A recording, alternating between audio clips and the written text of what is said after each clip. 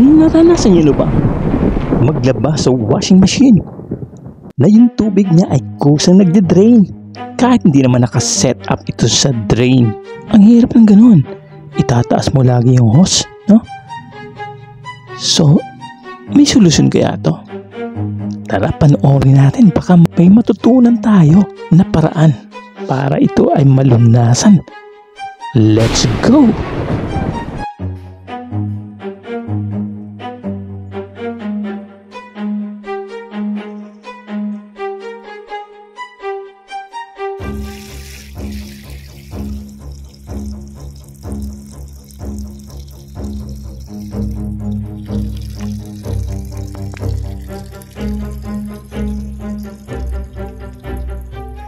Siguraduhin natin na nasa normal siya. Ayan. Ito yung pointer niya.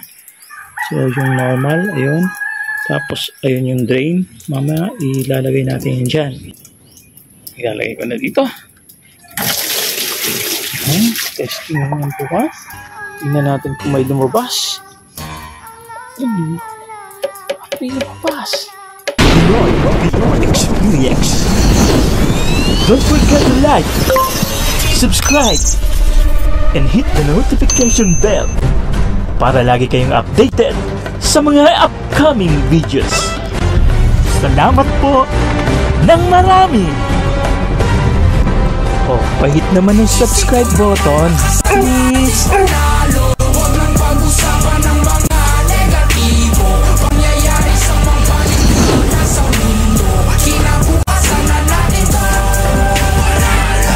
Welcome back mga ka-X! Ang nakikita natin ngayon ay lumang Hanabishi single tub washing machine model HWM155. So yung mga ganitong model ay may kalumaan na talaga. Ang problema niya ay kusang nagde-drain. For short, may tagos. What? May tagas. May tagas. Yun. 5.5 kilograms. Malaki din yun. Tingnan nyo yung loob. Kayang-kaya nito ang isang makapal na kumot. Matibay din to ha. Kung di ako nagkakamali, mga year 2017 pa to. Nagka-problema lang yung drain. Nagkaroon ng tagas. Tuloy-tuloy yung tubig. Oh no! Mabaklasin ko mamaya yung sa may part ng drain para makita natin kung ano naging problema. Okay? Abang-abang lang kayo. Yun nga mga ka-X. Kahit po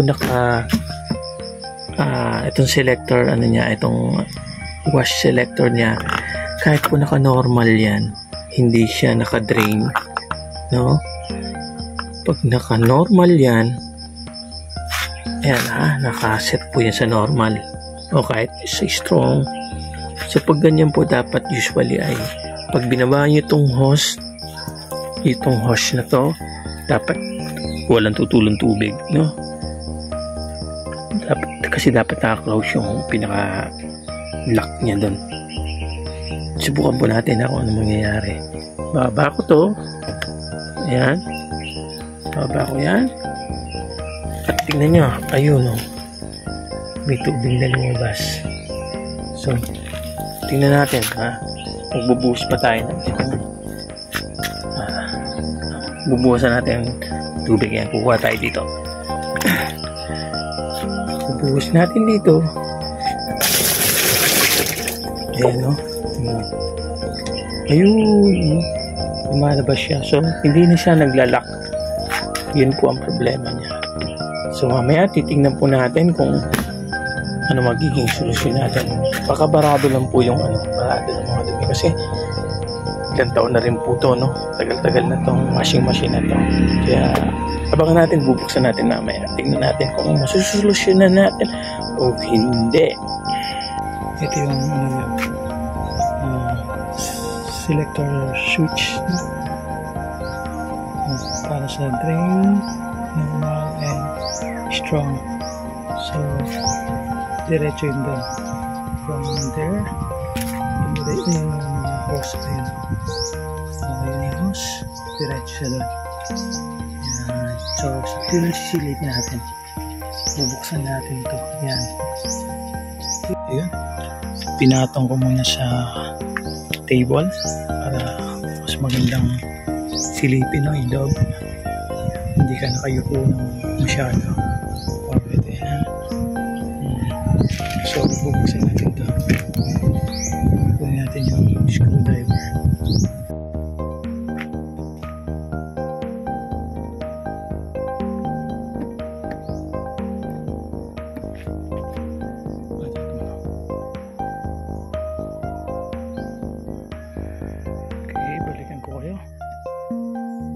Okay, tingnan natin yung loob, ha. Ito. Galing ko to, tatanggal naman to. Ayan. Hop. Ayan. Tanggal siya. Tapos ito yung loob niya. Oh, may spring naman siya. May spring. Pero tingnan natin kung maayos yung spring niya. Kasi hinala ko kasi hindi siya nagpupush pabalik sa loob, no? Kaya tuloy-tuloy yung drain. So, tingnan natin tong spring niya. Wait lang. Kukuha ko ng ito, pwedeng panagkit to. Or itataktak natin. Kasi dapat nahuhugot yung spring niyan. Yan, dapat nahuhugot yung spring. Taktak natin dito. Tayo. 1, 2, 3. Ayun na nga. Sira ang spring. Ito, putol ang spring. Parang durog na siya. Parang durog na yung spring. Sira na nga, oh. Look. Sira na ang spring. Ayun. Sa kalumaan. Luma na kasi ito. Anong model to? Wait lang. Model HWM 155. Ano kayong gear to, no? 2017 nung ginagamit na to, nung nabili na. Pero nung year model nito, no? Ano kayang year na established or ginawa? Ayun. Yun ang papalitan natin. Tuloy yung niya. Okay pa naman yung rubber niya, malambot na Hindi siya yung matigas na parang madudurog. So papalitan natin yung spring. Pag may nakita tayo. Pag wala, bibili tayo ng spring or bibili ng isang buo na ganito. Yun lang. So, yun ang nakikita kong problema nito. Kaya try natin na maghanap ng spring muna. Tapos pag wala makita, yun, bili. Gastos. Ayan mga ka-ex, nakabili na tayo ng spring para sa washing machine. Para dito, yung ilalagay natin dito sa loob nito. Para gumalaw-galaw siya. Para mawala na yung tagas sa drain ng washing machine. So, ayan. I-assemble natin, ha? Ayan. Kahit malakas ang ulan, habang umuulan, i-assemble natin ito.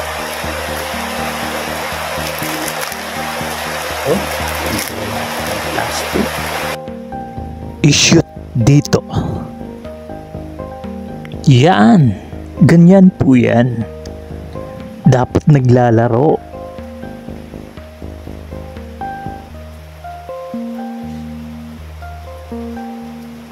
Tapos ito, ilalagay mo dito. Yan. Ganyan dapat yan. Pwede na nating ilagay sa loob ng washing machine. Let's go! Kunin natin ang washing machine. Tulungan mo ako, Choco.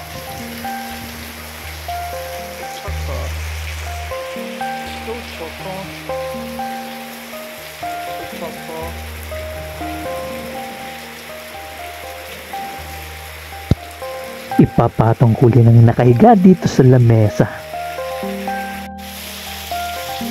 Ayun, dun siya ikakabit. Ibabalik natin siya dun.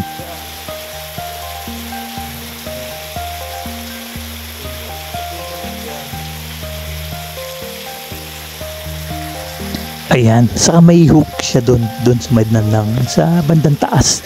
Dun siya, yun yung humihila.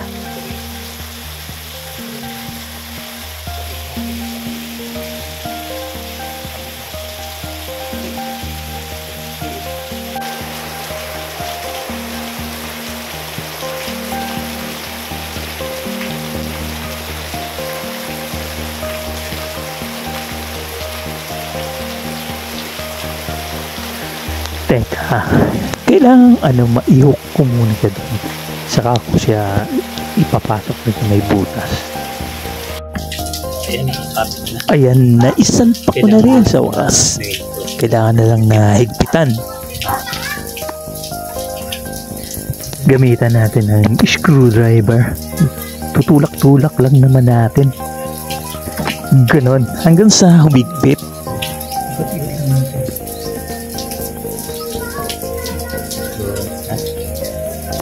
Kung gano'n lang, para migpit. Yes, ibigas din siya. Migpit na lang gusto. Gano'n. Kasi may ngipin naman yan. Ayan. Parang hindi kumahirapan. Okay.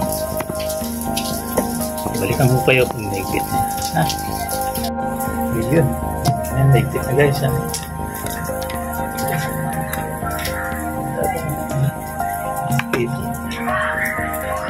Ayun.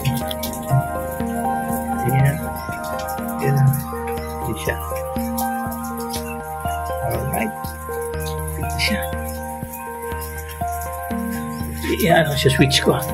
Tingnan natin yung gagalaw. Tingnan nyo ha. Pagmasdan nyo ha. Ayun o. Ito gumagalaw diba? Ito yung pag i-drain natin. Ayan. Naka-drain yan. Tapos pag ilalak natin na normal natin, bababa siya para matakpan niya yung butas. Okay. Okay guys, tatakpan na natin ha. Testing natin. Tatakpan na siya. Alright. Oops. Yan.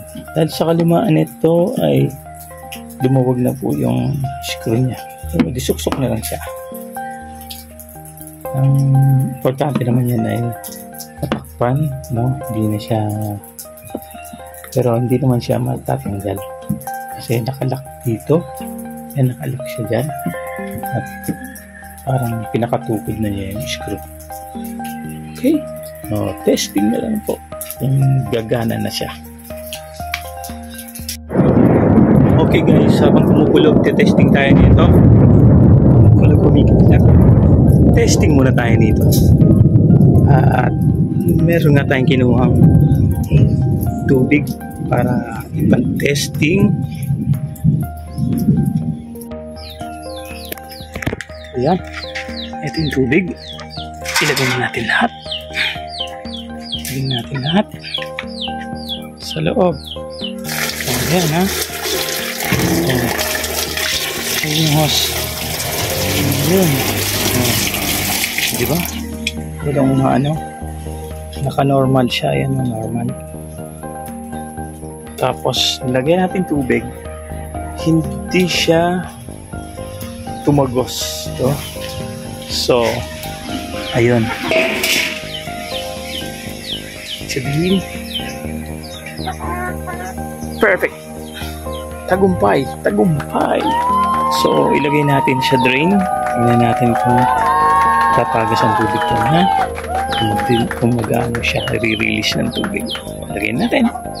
Lagay sa drain. Selector. Tug, ayun. Ayun, nag-release na siya. Yes. Inormal. Di ba na-control niya? I-release.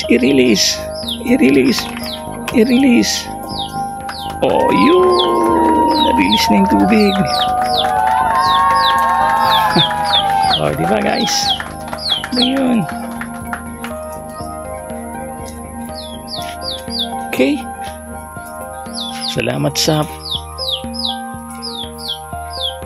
panonood nyo. Thank you. Salamat. At, shoutout ka na. Tagumpay tayo. Shout out mga kamanok! Thank you sa panonood guys. Mga ka-ex. Hanggang sa muli. Ito po si Junski47 na nagsasabing God bless you all. Don't forget to like, comment, share, and subscribe, and hit the notification bell para lagi kayong updated for the upcoming videos. Salamat po ng marami!